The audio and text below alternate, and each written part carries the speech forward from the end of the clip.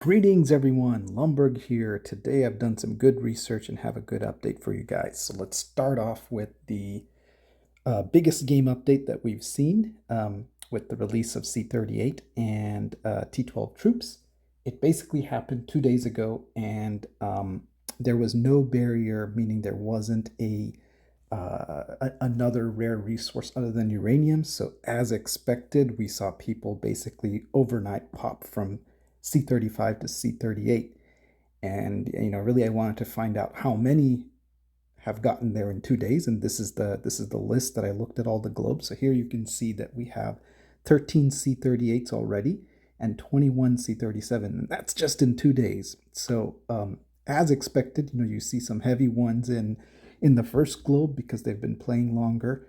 Um, and and the second globe actually has some heavy progress to the C37s as well. There's 21 C37s, so you would expect them to get to C38 pretty quickly. Globe 3 has a good representation, and then in Globe 4, which is the world I'm in, you can see that just the three strongest players have there made it. Two of them to C38, one to C37. The real surprise is World 373 and RAM. That is an outlier. I tried to do a quick calculation, but he or she must have purchased an insane amount of uranium at insane prices to get there. That's quite an outlier. Okay, so what does this mean for the rest of us common folk, right? So in this video, I'm going to talk about the analysis that I've done on, cover the new building requirements and a new chart that I will link below. I'm going to talk about some of the uranium woes. I'm going to talk about the troop types and when they unlock. We're going to talk about the fact that there's no new equipment levels and what new buildings and don't have additional levels. And then I'm going to end with some concluding thoughts on what does this mean for the rest of us that don't have and won't have T12 for the foreseeable future. Okay, let's dive into it. So I did some good research here and from some friends in high places, because clearly I haven't done all of these buildings to get there, but I was able to get some of this information from people on my servers as well as other server. What I didn't want to do is just regurgitate the information and not give you guys something valuable. So this is a little bit easier to see than what we've seen already, and then B, I've tried to put it in a format that basically gives me some meaningful goalposts and guidelines and how to get there. So let's go ahead and begin. Here, this is the existing and old chart already. All I did was I just wanted to show the natural progression. So here on the left, you can see it lists out the building with the heavy focus in the second column being uranium, food, oil, steel, minerals. And the first thing to note here is that, pardon me. Let's get back to the image. The first thing to note here is that, even after you get to level 34, if you haven't upgraded your factory, it's going to cost you another 135,000 uranium. In this progression chart, and the way that I've done this is that I've tried to show you what is the absolute minimum buildings, meaning you don't build anything that's not required. So even though it's great to have garage level 32, it's not required to get to T11 Cannons. Don't build it, right? So this is the bare minimum that you have to do. So if you look at this chart, basically what I've done here is to say, in order for you to build your first uranium T11 cannon, it will cost you essentially, if you add up, the C31, the C32 total, the C33 and 34, and then the factory to get to T11 cannons, it's 800,000 uranium. So that's what you need to get to T11 cannons. Of course, this doesn't assume that you build up camp, and it doesn't assume that you have a second factory built to produce cannons. If you build a second factory, it's going to, of course, cost you another 135k uranium.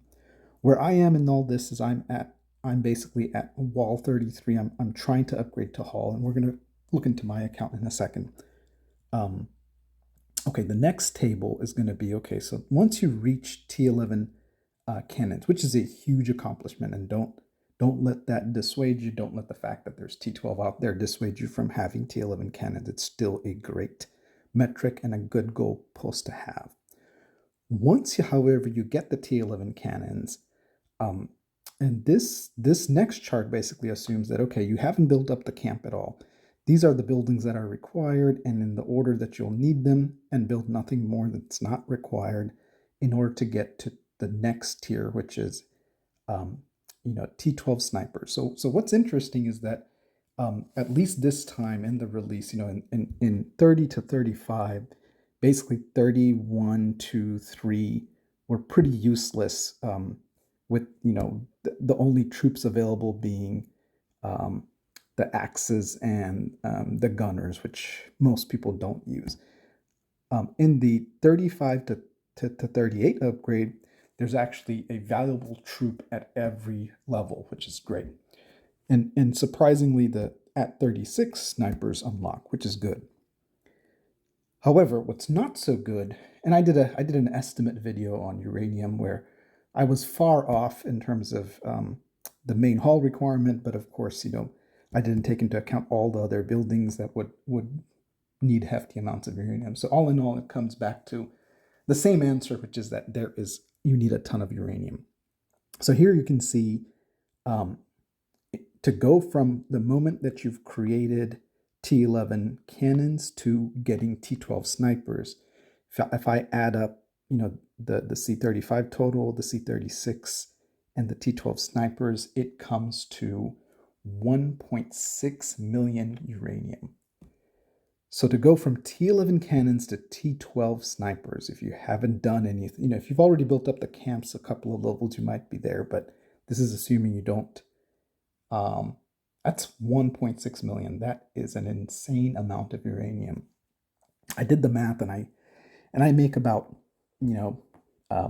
3,000 uranium a day without spending. So that's in a month. That's 90,000. In a year, it's about a little over a million. 1.6 million will take a year and a half. So from the moment you unlock T11 to without spending to get to T12 snipers will take at least a year and a half. And I do spend. I'm including in my average, a couple of plunders with gold, which some free players won't be able to afford. All right, let's go to the final chart. And then the reason I broke it down to these three different tables and meaningful tables is that here's what you need to get to T11 cannons. Here's what you need to get to T12 snipers, which is another great goalpost to have. So 800,000 uranium to get to T11 cannons from level 30. 1.6 million. The total here, I probably should have added a total, but you can easily do the math of adding the 525, the 767K, and the 311K. And then finally, the last chart. The top half here to get to T12 Shredders will take another million. So after you get to T12 Snipers, to get to T12 Shredders, which unlock at level 37, it will take another 1 million uranium. So in the current rates, that's another year to get to T12 Shredders. And then finally, from T12 Shredders, from that point onward, to get to T12 Lasers, which unlock at level 38, you will need to get to Hall 38, and then you'll need to unlock, or you'll need to get your workshop all the way to 38, which is pretty hefty. And that whole thing will take about 1.5 million uranium. So from the moment you unlock T12 Shredders to T12 Lasers is another year and a half. So it's a long time, So what can be concluded from this is that they have to make uranium more readily available for the normal players. And one more thing to remember is that I don't think we're going to see an astronomical increase in the number of C38s and C37s because, it's basically those that have spent a lot and have already saved up is going to get there. But those that haven't, will just like the rest of us, need some time. Okay, next I wanted to show this analysis to compare, okay, so what does these new troop stats look like? So here I've put the T10 stats and then compared it to the T12. And in the fourth column here, I basically just did what is the battle power, HP, defense, and attack per unit. So for instance, a laser has 10, is worth 10 units or population, so you need to divide it by 10. Sniper is 1, so it's the same. Shredder is the same as lasers, you have to divide it by 10. So here you can see each of the troop types got about a 43% increase in battle power. However, it's spread differently, meaning the laser actually got more of an HP boost, and the least boost was to attack, which is a little disappointing, but it's not just these stats. I think T12s will really do a lot more damage than just what these numbers are showing that we've seen, from the differential between T10 and T12. I haven't seen a battle yet, but I don't think it's just going to be 43% better. It's going to be a lot better. Snipers, again, disappointing that the attack is the lowest thing that went up, but there is a comparatively big boost in defense of the snipers compared to the lasers, as you can see in this chart. And then finally, shredders are going to be pretty awesome. Shredders, of course, have the highest defense of any unit per unit, and shredders look like they had a across the board about that 43% increase. A hidden source of amazing power is zombies. So here I put the stats of T10, T11, and T12 zombies because they, unlike the other troop types, there's only one troop type of zombie, and so there's actually zombies at every single tier. To be fair, however, I tried to compare the T10 zombie with the T12 zombie. One thing to note is that the T11 zombie opens at level 34, so C34. The T12 zombie opens at C37. So that's one more thing to keep in mind. What is consistent here is that zombie becomes a invaluable troop because you can see the attack per unit is 413. So that's almost 150% of the laser and the sniper. I mean, that's amazing. So by far, zombie has the highest attack per unit of any troop, and almost by 50%. I think it's 48% better than the sniper. What's even surprising is that if you look at the per unit HP, a shredder has 2200 HP per unit, and the zombie has 2990. It's almost 3000. So it's amazing. From an attack and an HP perspective, zombie is amazing, and their skill is amazing too, where they target that back row almost like a stormtrooper. Again, a 43% total increase in BP spread across HP, defense, and then a lower percentage to attack.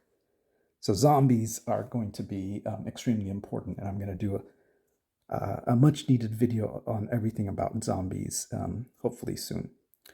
Okay, so let's take a look at some of these troop types. They look pretty neat. Here's the T12. Here's the I call them shredders. They're called Hell Kings. And then here's the Eagle Eye Shot with the level T12 Sniper. And of course, in this analysis, I've only focused on the troop types that I think the traditional build and most players will use. There is, of course, armored soldiers. There's going to be rocket launchers. There's going to be bikes. And on that note, it is possible for the players that have switched to mid-range, that were using the stormtroopers, to really continue that trajectory with using rocket launchers at T12 and bikes at T12. So I'm not sure that the T12 workshop is going to help them as much because I mean, I guess they could use the armored soldiers, but I think the rockets and bikes might still pose a viable counter to the traditional long-range build. All right, so I'll just end here with just some other things on the update. So you'll notice that if you go into your equipment, at least there isn't a level 7 equipment. So if we try to go to develop, you'll see that the highest is still 6. So at least maybe that's good or bad. Bad if you're a maxed out player, you have no use for those resources anymore. Good if you're trying to compete and keep up with these maxed out players. A little bit disappointing that no new updates were done to, let's say, zombies, right? So now we're at level 38 city, but no level 38 zombies. There was no update um, to academy. Um, and then there is recon center. I think they didn't update it from 35. You could have done it to 35. I don't really recommend doing this. That extra scouting information really isn't worth it. A lot of the prerequisite buildings basically are going to be garage, depot, and hospital. The one thing to keep in mind is that it looks like you can build the best unit that you want from camps at level 36. So there's really no reason to build it to 38 until like you're done with everything.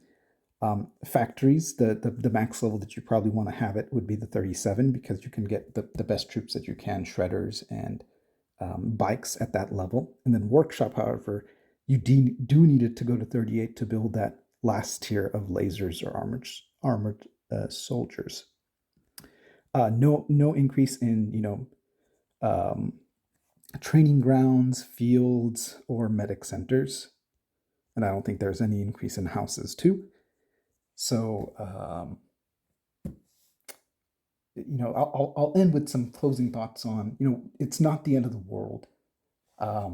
Everybody's going to struggle with getting the uranium, and it's going to take a while. So those that have reached there, there's not going to be a continued influx. You can see most of the players that got there are already there. I think we're still going to be able to compete with the T11 against T12. So really, it's just going to be a struggle to get to that T11. So let's just end with an update of where I am. So if you look at my journey to get there, I'm at halfway the uranium to get to C34 main hall. But the struggle doesn't end there because you can see that the moment I do that, I'll need to upgrade one of these factories to C34, and that takes another 135,000 uranium. So it's about a 2.5 month journey I've calculated, with my trajectory being of 90. And remember, even if it's 3,000 a day, I'm not really counting Medici because, of course, the mines are closed one day. So today is the day that the mines are closed. So whatever you get from Medici kind of offsets with the day that the mine is closed. So hopefully, there is more sources of uranium, and you can still continue to compete. But with these new onset of some of the players that will be there, here's the list. Be careful of these players, when you meet them in Chaos Land or Void. But just like everything else in the game, teamwork can beat even the strongest players. So hopefully you found this not too depressing. I did get a little bit depressed when I came up with these tables, but then I started having fun with doing some of the analysis and just thinking that we're all in similar boats, and so there's just a small percentage of players that are going to get there very fast. And it's no different from the people that were T11 and the rest of us struggling to get there. Okay, guys, sorry for rambling on. Leave any feedback or comments or anything else that you want to see. And of course, I'm going to put some of these pictures and links so that you can save these and use it for your calculation to see how far you're off and when you can get to the next level. Have a great day. Enjoy, and feel free to leave me any feedback or comments.